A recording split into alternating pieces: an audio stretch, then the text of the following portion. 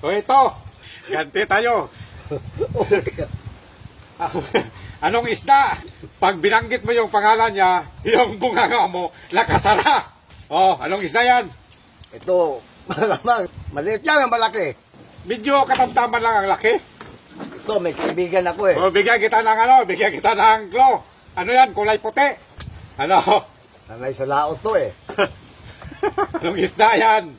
Na pag binanggit mo yung pangalan niya, yung bunganga mo, Tangigi. sarado eh.